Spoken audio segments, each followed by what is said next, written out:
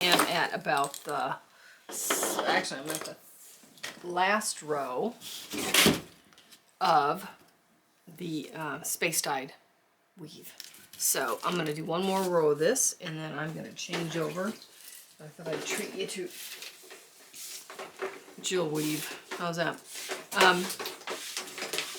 I'm always looking at my corners on my basket to make sure I'm okay here. That's looking pretty good. And what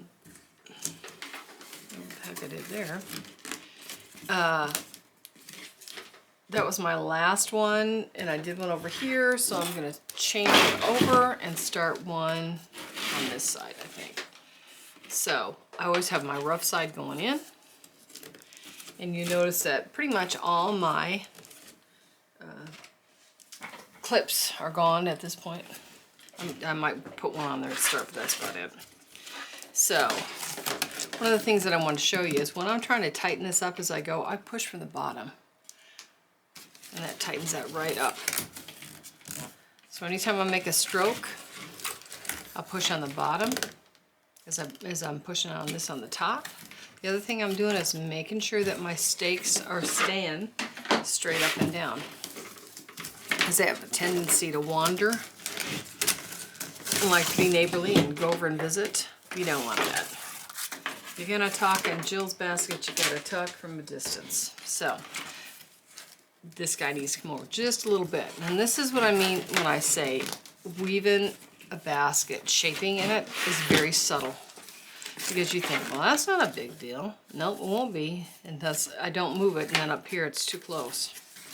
So if you see something that you don't like, that's coming over there a little bit too much, fix it now.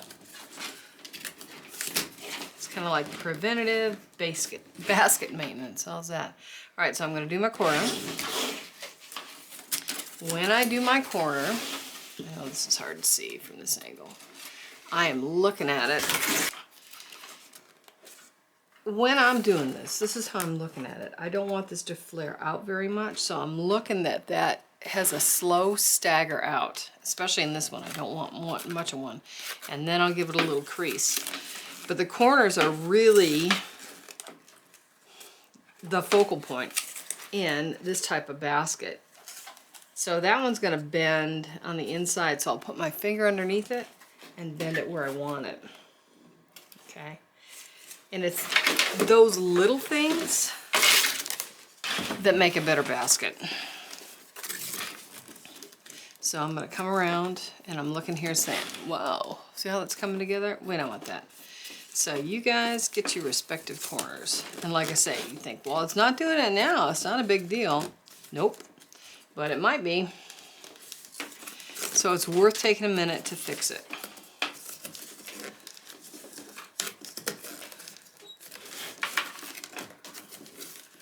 So I'm going to finish this row of the space dyed. And then I'm going to do 4 rows of the smoked, and that last row is actually the false rim row. So it doesn't get, it gets hidden, basically. So you can tell that the basket really is not a big deal to weave up. The thing that makes it stand out is the color. The thing that really makes this jump is not just the handle, it's the rim. And the rim does take some time, but it's, I think, like the finishing, I don't want to say, it's like the cherry on top. So it really makes it pop, especially when it matches the handle. So it's not hard to do, but like with most good things, it does take some time. So I'm checking to make sure on this that I haven't gone too much, and if I have, then I'll pull that just a little bit, because I don't want this, I don't want my ends to be wider than my center on this. So I'm real conscious about making sure I keep that relatively tight without making the corners come in, and that is a fine line. It just takes some practice. Okay, so here's where I started. 1, 2, 3, 4. I make my cut. Put the right on top of that again, and I'm still doing this pushing from the bottom thing. Okay, so I've got my 3 here, and now I'm going to change over and do my last 4 of the smoked, and I'll come back and talk to you after I weave about 3. Okay, so we are on the 4th row of the smoked, which would be the false rim row. Will be covered up by the rim. So I just kind of want to do a quick check and see my sides are looking good. They're straight up and down. Let's see from here. My sides are looking good here. One thing I will tell you, if you want to square up corners, you can do that by putting some pressure on there while it's wet. Let me say that again. If you want to square up your corners, I'm going to tighten that one up a little bit. You can do that. And if something's a little bit loose, you can walk it back up through here. I don't like that as much. And the thing about when you do this is it kind of grows with you as you continue to do it. So I just thought that needed to be a little bit tighter. So this is how I walk it through there. I look at it and think, yeah, no, I really like that a little bit tighter while it's wet. All those while it wet things. Okay. So, and I probably ended up taking maybe 1/4 of an inch off there, but it can make a difference in how it looks. So I'm going back down here and looking and saying, does that look a little better? To me it does. So, while it's wet, you can square up the corners. Okay, so this is my last row of smoked reed. That's where I started last time. So I'm going to start here. And usually when I'm starting, I'll take a clip, put it on there. Still doing my corners, still watching all this. Remember when I do this, I give it a bend, but I'll use my finger behind it for some memory. That way I get square corners, and then I can pinch that like that too while it's wet. Yeah, there's a lot of, it sounds like a new t-shirt, doesn't it? While it's wet, you can do amazing things. One thing I will tell you too is these two on the corner are usually really close together. And that's the only two in this particular basket where they are just about, almost touching. So if I want to tighten that up, I hold this pole. Okay, and it looks like, well, that didn't do much. And maybe this time it didn't, and maybe it only, you know, tightened it up 1/8 of an inch. But all those little 1/8 of an inches make a difference in a better basket, tighter basket. So if you had a lot of time and you wanted to, what you could do is weave up the sides and then let it sit overnight or a while, depending on how hot and dry your house is. And then you could come back down and pack all this tighter. The way that I weave it, by always pushing on the bottom as I weave, there's not much more you can gain there. But if you're feeling like it's gappy and you're not using that thumb and finger to press down while you're weaving to push those back up there, that might be something that you want to do before you rim your basket. So you want your rows to be as tight as they're gonna get before you start the rimming process. Okay, so this is my last row and it's smoked. I'm still making sure that my stakes are all staying where they need to go.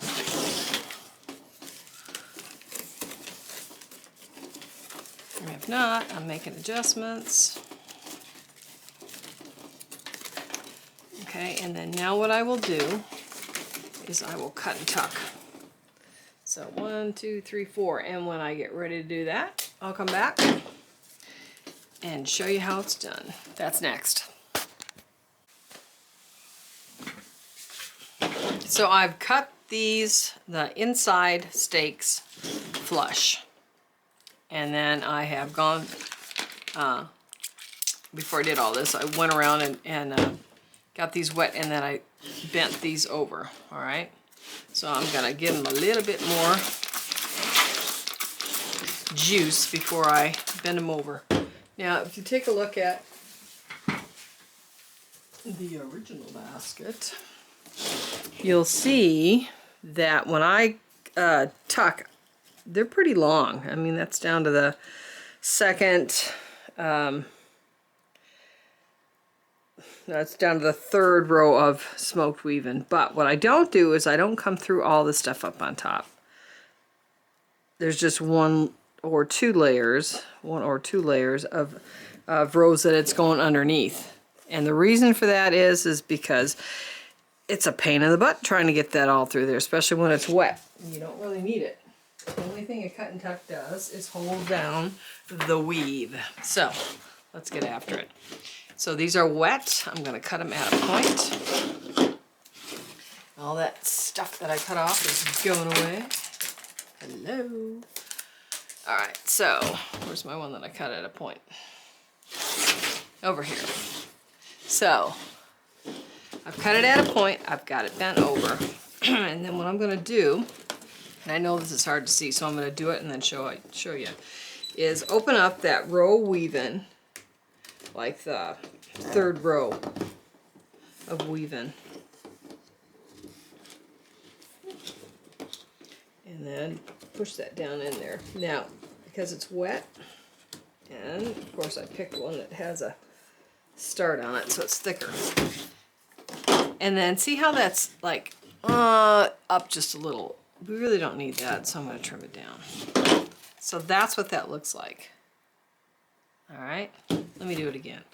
We're going to cut these guys at a point. And about the third row of weaving down, I'm going to tuck that in.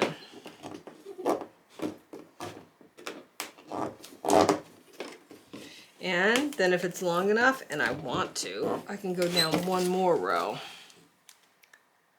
Okay? And I'm going to do this all the way around. Now that one's too long. I do want to make sure it's wet. And I'm going to come down 1, 2, 3, and that's where I'm going to insert that at. 3 rows of weaving, and then tuck it under one row, and if it's long enough and you want to, tuck it under the second row.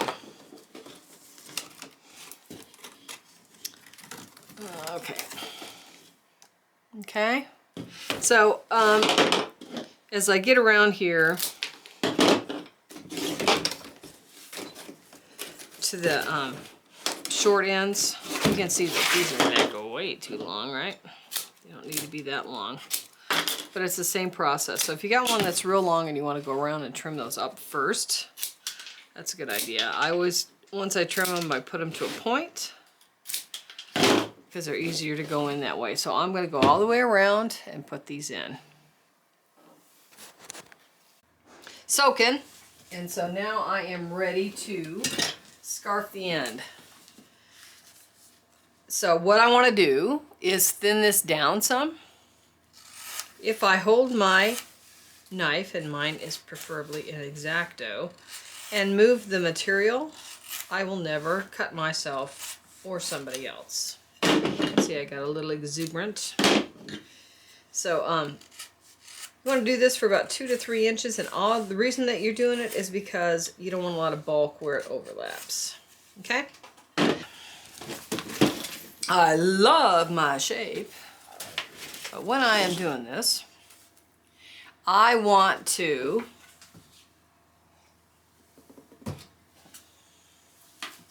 keep my corners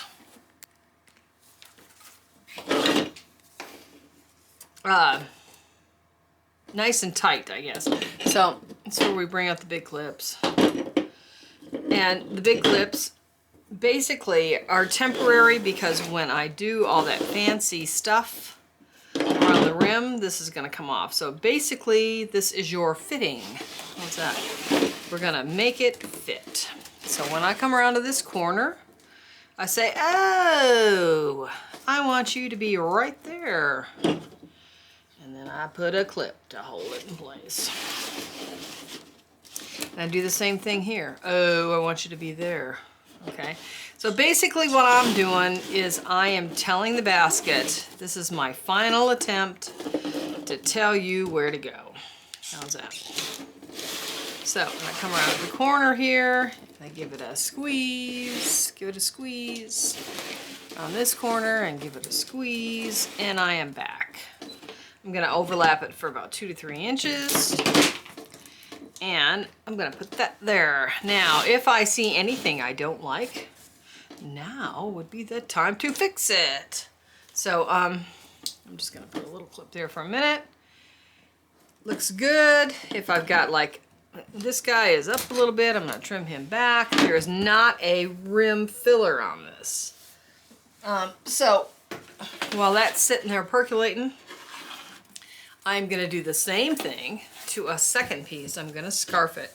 This now is going to go on the inside of the basket.